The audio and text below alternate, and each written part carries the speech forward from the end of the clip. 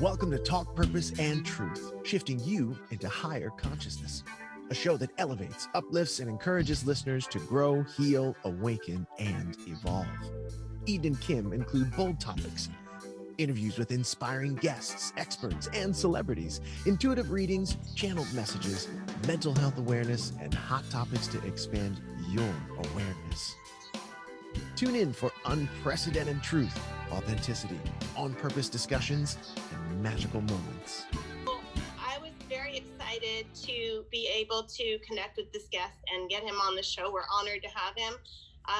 My experience is seeing him live, I'll talk about in a minute, but Brendan McCreary, aka McKeon, he is the lead singer for Oingo Boingo Former Members, and I have seen them, I think 5 times at least.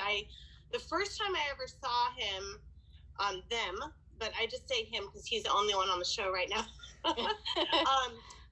It was like maybe 7 years ago, and I was in LA Live with friends, and they said, hey, there's this downtown LA music festival. We had no idea what it was. We walked down there maybe 10 minutes from LA Live, and we're like, oh my God, this is Oingo Boingo Former Members. And I was going, this lead singer has so much charisma and is such a great frontman, has such a great voice.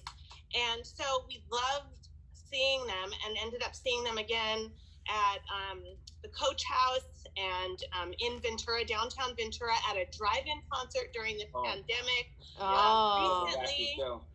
Recently at the Greek Theater at the Lost 80s concert with my friend. And you guys should have just headlined the whole thing and played for 2 hours, because some of the people probably were not up to the level you guys are at, but it was a great show. Well, it's an intimidating group. There's 10 people in the band, and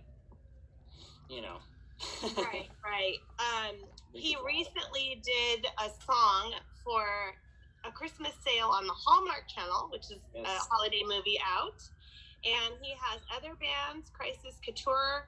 He does the singing voice of the Ghost of Freddie Mercury, which is on Netflix's hit show Big Mouth. And if you go to his website, he does a lot of songs just for a lot of different people. And just, I feel like your voice is one of the top voices I've ever heard, up there with Adam Lambert, up there with Ryan Tedder.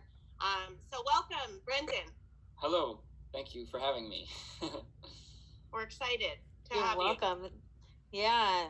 Thank you, too. Thank you as well. It's good timing, I guess, because you said you just wrapped your most recent tour. Yeah. Yes. One of the former members, we just finished up on Halloween night. Everything is kind of settling in for the holidays here. That's good. Do you get time with your family and? I should. I got all the kinks worked out, I think. That's good. There are a lot of kinks for this time of year, for sure. Oh, yeah. Yes.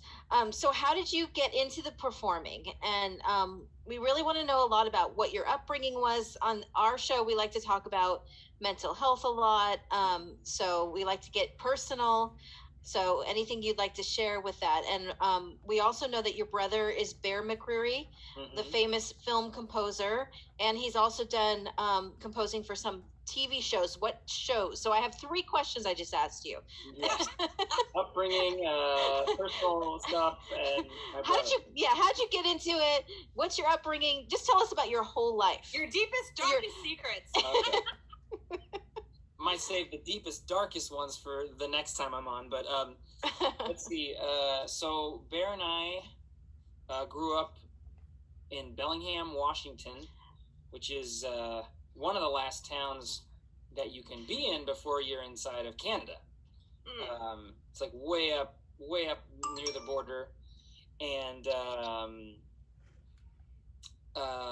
so we were raised by a single mom, and I can't recall a time that we were not doing music. I can't recall a time that wasn't happening. So, I remember my mom saying how when I would get fussy, she'd put my crib in front of the piano, and I would stop crying or whatever, that kind of thing. And then, I fast forward, Bear is 4 years older than me. And And I remember when he was in high school, he was in jazz band, and he and his music friends would come over to the house, and I'd hear him talking about chords and seventh chords and 9 chords and diminished chords and blah, blah, blah. And I thought that was so fascinating because as a kid, I must have been in 5th grade or something at the time, 6th grade maybe. And I was thinking like, well, I know all my major and my minor triads, but what's all this stuff that they're talking about? And that really sparked my interest. And that was really what kind of set me on the path of music, was being interested in it. Everything else was something that a teacher was telling me to do, or my family was telling me to do or not to do. And so choosing music was very empowering to, for me. And then basically that was all I wanted to do after that. And so then I miraculously got into USC, where my brother was also a student.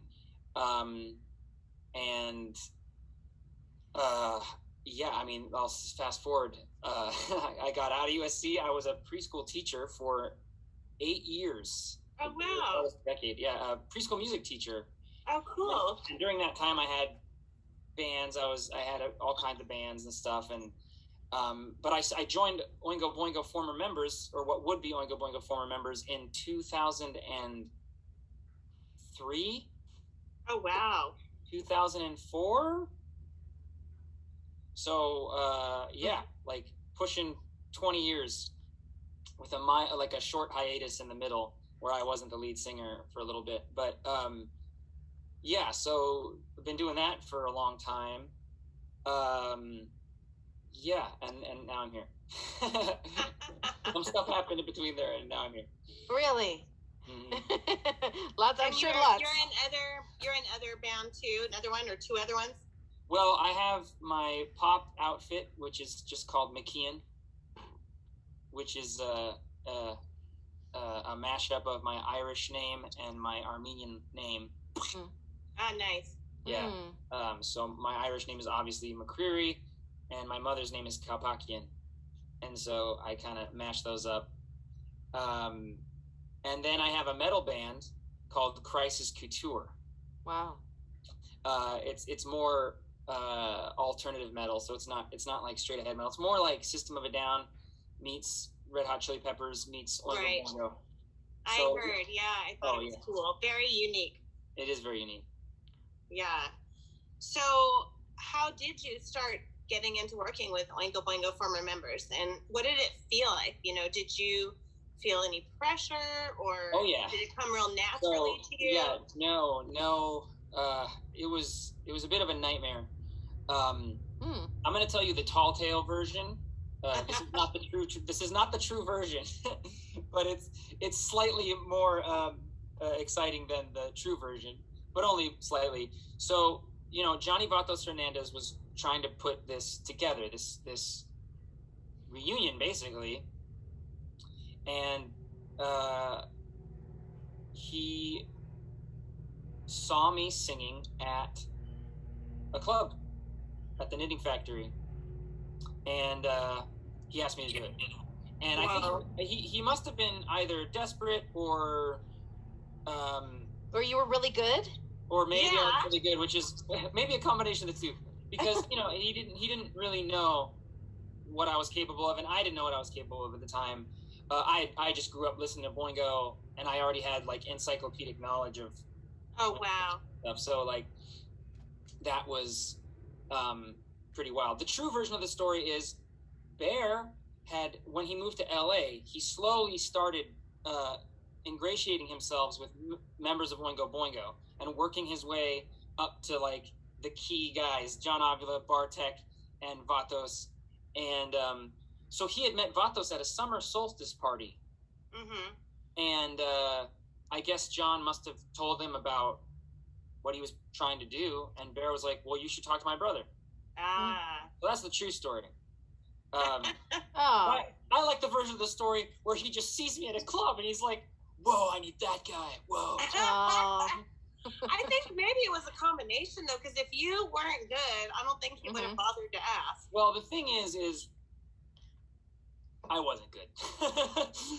Certainly by my standards for today. And, it was nerve-wracking just walking into a room with some of my heroes. Right. And these guys are not very gentle. So I was getting shit like right out the gate. And I was trying to dish it back, and I was trying to like be hip and cool and whatnot. But the bottom line is, when I walked out on stage, I hadn't been in front of that many people. I had never performed without an instrument in my hand in all my bands and everything. I was always playing guitar, playing piano, and I just didn't know what was going to happen. I just was like, all right, here I go. And I was dressed in a Cab Calloway outfit, like a big white tuxedo with long flowing tails. And because I think we opened with Minnie the Moocher at our very first show. Oh my God. Wait, so how did you, so then you're telling us the honest, raw truth. So how did you go from being that to now you're like a top frontman that has so much confidence and charisma, and like you're, really like amazing performer, extraordinary. Thank you. A couple of things. I learn things very slowly. So I just do things very slowly.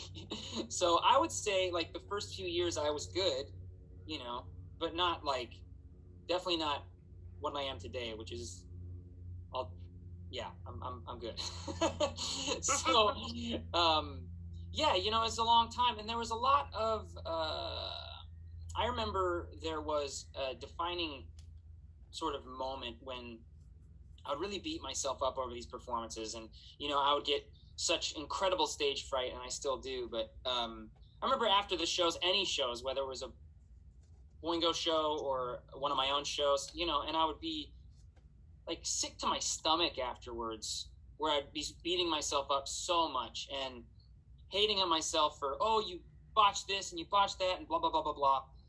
And so I remember at a certain point, I don't know if I'm allowed to use profanity on the show, but... Yeah, you can. Okay, yeah. So I just remember at a certain point, I was like, I need to stop giving a fuck. And that's like literally what I told myself. And I remember learning this at the first show. So I left Oingo Boingo Former Members. We weren't called that at the time, but I left for a couple of years. And Vatos did some restructuring with the group and stuff. And I remember the first show I came back was like the first show where I was like, I am going to embrace this, like, I don't give a fuck attitude anymore. Like, because caring so much was really bringing me down. I know that might sound counterintuitive or weird, but and Vatos actually taught me something.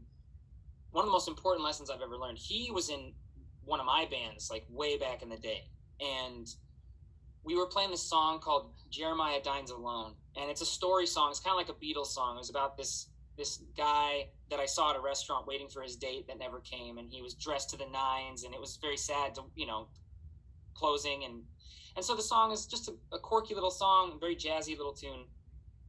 And Vatos told me once, he's like, hey, Brendan, you know, rock and roll, and, it's all about sticking to the man. It's all about saying, fuck you, And just because your song isn't like a fuck you song doesn't mean you can't say, like, fuck you with your soul, And again, like that, I was like, that's really interesting, because now I can sing all kinds of different songs, even love songs or ballads, or I can sing it with this like fuck you attitude.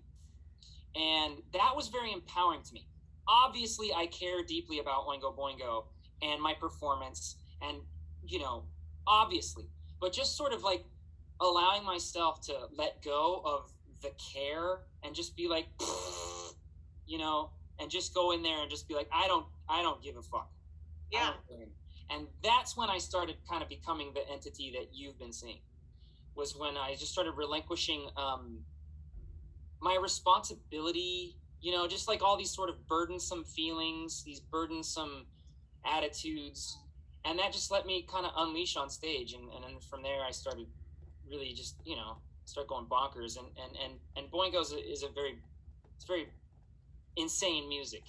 Right. So it really, you gotta, if you're gonna sing that stuff, you kind of have to. You're like leading a band of wild horses, and you can't ask the horses to calm down or anything. You just gotta go. You just gotta go. Yeah. Well, so what was the difference in how you feel now with that new letting go attitude? Yeah, it just kind of became part of my entire musical life. So I would approach an acoustic show at a coffee house the same exact way. Mm-hmm. And it just allowed me to, I don't know. It just what about now? Like personally, like being on a show like this, are you the same way with your personality coming out? I don't know about my personality. I think my personality in real life is far more reserved. But another element that I didn't mention is just like the sheer professionalism of the thing. Like, I've been at it for so long. There's just very few things that can faze me. And when you're first starting out, all you're doing is getting phased. That's all that's happening on stage. If you see some young band on stage, they're scared shitless, and a lot of times bravado will make up for that kind of stuff. But when you have the bravado and the skills, and they're kind of in tandem and working together, so like at any given moment at a show, especially like, for example, an Oingo Boingo Former Members show, I'm doing everything I'm doing. I'm also doing complex math. I'll be like emoting, and I'll be like, hey, you didn't hit that note. So that note's going to come back. So you need to try a different way to get it. Is the falsetto working here? You're a little pitchy on this thing. Adjust this. Okay, you're running out of energy. You need to stop dancing for a few minutes. Oh my God. Focusing on wow. breathing. You need to, sometimes it's like your blood oxygen level is really low, buddy. You better be like, all this stuff is going on. It's like a race car driver.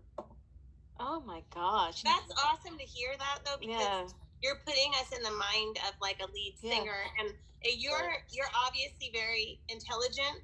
So you have the ability, probably torturous sometimes, but you have the ability to multitask and vocalize. Yes.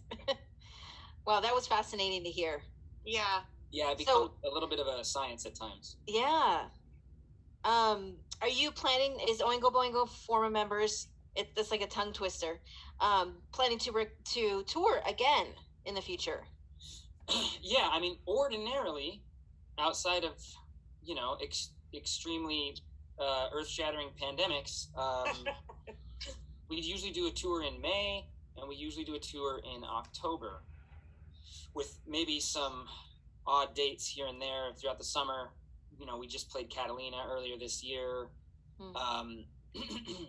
So yeah, hopefully we'll be doing a thing in May. And again, that's, last year or 2 years ago, we went to Arizona, we go to Salt Lake. Sometimes we head up to Northern California. Oingo Boingo never got big outside of California. They never got huge, they were never like, an East Coast band so there's a feverish cult following is all located in California. So that's why we tour California mostly. Oh, that's cool. I never knew that. Yeah. That's good for us. Hopefully next year we'll be doing, 30, 40 shows or whatever. That's so cool. So in your downtime, what do you work on? Yeah, so I just moved to Palo Alto, and before that, for about 5 or 6 years, I had a lot of sort of the well had runneth dry, and when COVID hit, I was basically like, okay, it's time to switch professions. And so I actually got into grad school to study to become a therapist, a psychologist, like a therapist and I wanted to emphasize in like child therapy, young adults and children. And I got into grad school. I was accepted in Los Angeles. And then for some family reasons, I had to move to Palo Alto. Like I had to. And then I couldn't go to school anymore. Like they weren't going to let me do distance learning. And it makes sense, So I was on this track, I was on rails. It's like, all right, I'm going to study, I'm going to like become a therapist. And then I moved here, couldn't do it, started looking around. And then I just started getting like a bunch of work. And so like a couple months ago, I scored a little documentary for AMC Plus. And then I got that Hallmark song in A Christmas Sale, which was this soul Christmas tune kind of, and so I've been working on that stuff. I've been mixing and mastering the new Crisis Couture record. I work on McKean stuff. I write songs for other people. I help other people produce their music. I do all kinds of stuff. Yeah. Well, it sounds like I'm just getting a little philosophical when you talked about you were going in one direction with being possibly being a therapist. Then you started getting work in music. So to me, that just sounds like, I don't know why I can't talk right now. You don't focus so much on the music. It comes right back because that's what your destiny is like what you're meant to be doing. And so did that make it so that you completely stopped with your master's program? Yeah. Okay. Yeah. So because you just got busy with what you're meant to be doing. Yeah. Okay. Which I'm not oblivious to. I'm not a huge, like, people always talk about the universe and how it sends you things. Yeah. And maybe it's not that I'm skeptical. It's just that I don't like to use that language all the time, just for me personally. Mm-hmm. But I was kind of like, all right, like there's been this dry spell, like years where basically like every song I wrote didn't get in the show. Every cue I did didn't end up in the movie, yada, yada, yada, with the exception of singing Freddie Mercury on Big Mouth. And so I was like, okay, the universe is telling me, okay, it's time, And then when I moved up here, and then suddenly I was like getting these gigs, like good gigs. And I was like, okay, all right. So I just felt like maybe the universe, so to speak, was like, hey, wait. On second thought. Yeah. maybe try. Thank you for listening to Talk Purpose and Truth podcast. Find out more at talkpurposeandtruth.com. And follow us at Talk Purpose Truth on Instagram and Facebook.